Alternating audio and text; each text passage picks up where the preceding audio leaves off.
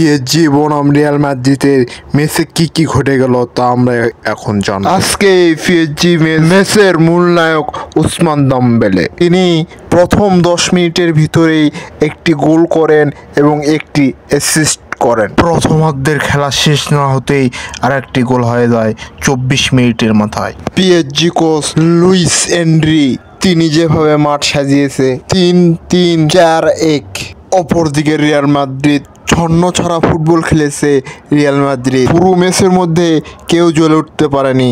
Mbappe, Luka Modric তিনি ছিলেন অল্প কিছু সময়ের জন্য মাঠে, তিনি পুরো সময় মাঠে ছিলেন না। লুকা মডরিচ তিনি খেলার শুরু থেকে সাইড বেঞ্চে বসেছিলেন।